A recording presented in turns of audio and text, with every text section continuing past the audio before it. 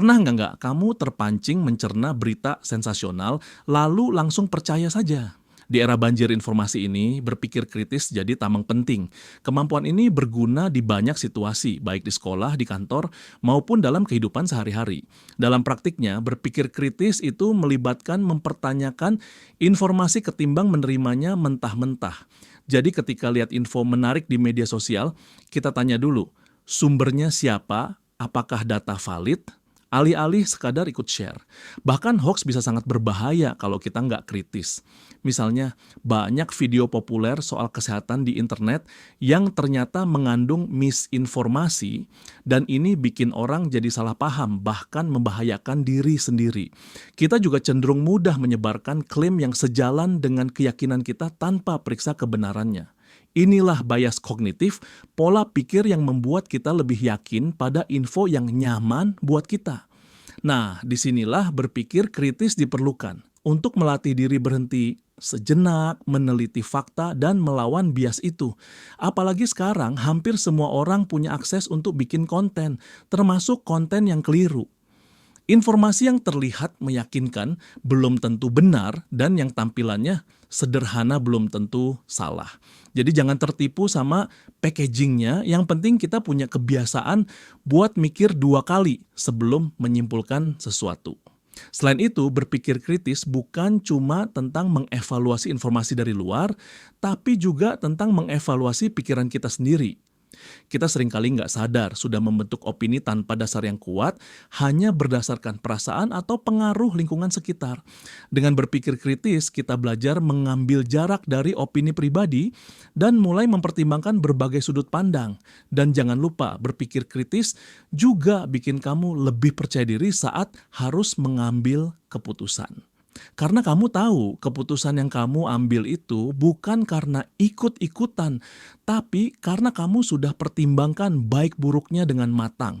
Ini ngebantu banget, apalagi di zaman sekarang yang serba cepat dan penuh tekanan. Contoh kesalahan logika, logical fallacies. Selain bias, kita juga sering terjebak kesesatan logika.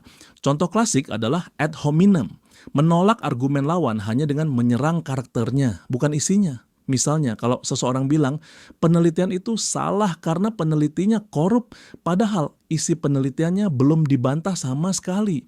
Ada juga false dilemma yang menyajikan seolah hanya ada 2 pilihan, padahal sebenarnya lebih, atau hasty generalization, mengambil kesimpulan luas dari sedikit contoh. Ad hominem, menyerang pribadi bukan argumen. Contoh, nggak usah didengar pendapat A karena dia cuma tukang promosi. Padahal yang harus diuji adalah isi argumennya. False dilemma menyajikan pilihan seakan hanya 2. Misalnya, kalau nggak setuju denganku berarti kau benar-benar salah. Hasty generalization membuat generalisasi gegabah. Contohnya melihat 2 siswa malas lalu bilang semua murid sekarang malas. Appeal to authority, menganggap sesuatu pasti benar karena disampaikan orang berwenang. Misalnya, share info dari grup keluarga hanya karena yang kirim adalah ayah atau guru, tanpa cek dulu. Falasi ini banyak tersebar di debat publik, iklan, bahkan konten influencer. Mereka bisa memanfaatkan cara berpikir cepat kita buat menyampaikan pesan yang sebenarnya nggak kuat logikanya. Makanya penting buat kita belajar mengenali bentuk-bentuk kesalahan logika ini agar nggak terjebak dalam argumen yang kelihatannya benar tapi menyesatkan. Salah satu cara paling ampuh buat mendeteksi fallacy adalah dengan memperlambat proses berpikir. Jangan langsung ambil kesimpulan. Tanyakan dulu, apakah ini logis, apakah argumennya nyambung. Semakin kita sering mengidentifikasi kesalahan logika, makin tajam juga intuisi berpikir kita. Biar makin jago, kamu juga bisa bikin daftar kesalahan logika yang pernah kamu temui, entah di medsos, berita, atau obrolan sehari-hari. Ini semacam logika jurnal yang bikin kamu makin sadar kalau ternyata kita sering banget ketemu argumen ngaco tapi kemasannya meyakinkan. Dan lama-lama kamu bakal lebih jago membedakan mana yang layak dipercaya, mana yang cuma polesan. Bias kognitif dan pikiran kita. Pikiran kita juga punya jalan pintas yang disebut bias kognitif. Ini terjadi karena otak suka hemat tenaga, sering mengambil keputusan cepat yang kadang menyesatkan. Contohnya, bias konfirmasi. Kita lebih cenderung mempercayai dan menyebarkan info yang sudah sesuai dengan kepercayaan kita. Contoh lainnya adalah efek umpan, decoy effect. Saat memilih kopi misalnya, ada ukuran kecil, sedang, besar. Ukuran sedang dibuat nggak menarik harganya biar kamu merasa yang besar lebih worth it. Padahal secara kualitas nggak beda jauh. Ini trik marketing yang sering berhasil karena otak kita tergoda secara tidak sadar oleh pilihan umpan. Beberapa bias lain yang sering muncul. Bias konfirmasi, percaya info yang sesuai pendapat sendiri. Efek umpan. Pilihan umpan mempengaruhi keputusan kita. Pengaruh sosial. Kalau banyak orang percaya info tertentu, kita cenderung ikut percaya juga. Sadar akan adanya bias ini bukan berarti kita jadi curiga terus sama semua hal, tapi justru supaya kita bisa lebih objektif.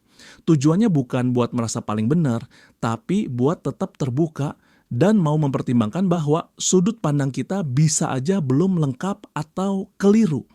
Yang menarik, bias kognitif ini sering bekerja tanpa kita sadari. Makanya penting buat refleksi diri secara rutin. Misalnya setelah ambil keputusan, coba renungkan. Kenapa ya aku memilih ini?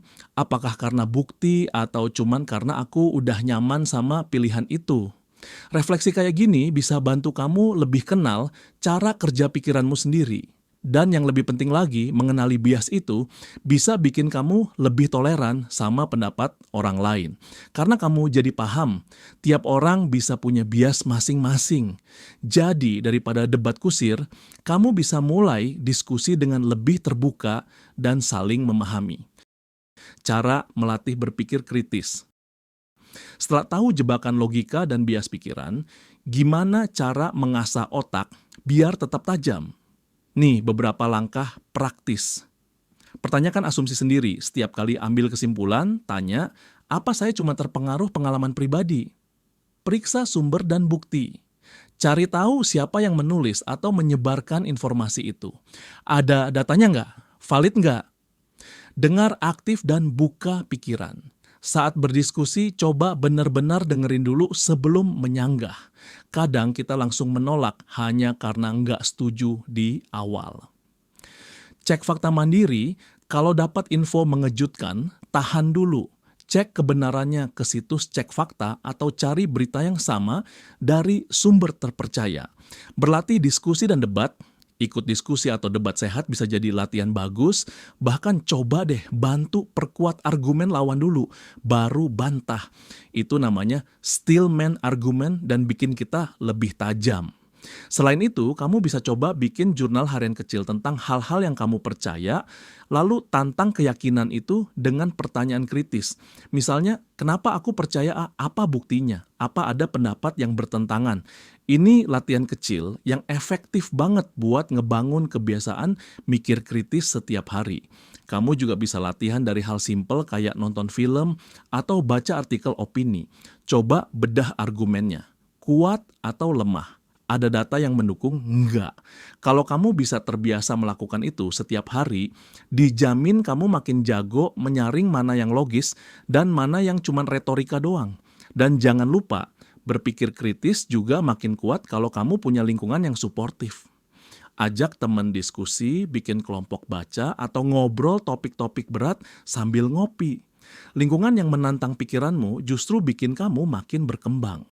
Penutup, mahir berpikir kritis memang enggak instan, tapi kabar baiknya bisa dilatih. Sekarang giliran kita untuk mulai terapkan dalam hal kecil sehari-hari. Misalnya, sebelum share berita atau video, cek dulu. Tanyakan juga ke teman, dapat dari mana? Ada buktinya nggak? Intinya, jangan jadi korban sesat pikir atau bias. Latih skeptis dan kritis terus-menerus. Konfirmasi fakta, lihat dari banyak sisi dan selalu bertanya kenapa dan bagaimana. Karena berpikir kritis itu bukan soal pinter debat, tapi soal bisa bikin keputusan dengan sadar dan logis. Kalau kamu suka video ini, jangan lupa like, subscribe, dan share ke teman kamu yang sering asal percaya info di medsos. Sampai ketemu di video berikutnya, dan ingat, otak tajam bukan bawaan lahir, tapi hasil latihan. Semakin sering kamu latih, semakin otomatis juga kamu akan mulai mempertanyakan informasi yang masuk. Nggak harus selalu skeptis atau curiga, tapi jadi reflektif dan hati-hati. Ini bukan cuma berguna buat hindari hoax, tapi juga bikin kamu jadi pengambil keputusan yang lebih bijak di banyak aspek kehidupan. Yuk jadikan berpikir kritis sebagai bagian dari gaya hidupmu. Sama kayak olahraga untuk tubuh, mikir kritis adalah latihan buat pikiran. Kalau kamu serius, dampaknya bisa luar biasa. Dari meningkatkan kualitas hubungan, pekerjaan, sampai cara kamu melihat dunia.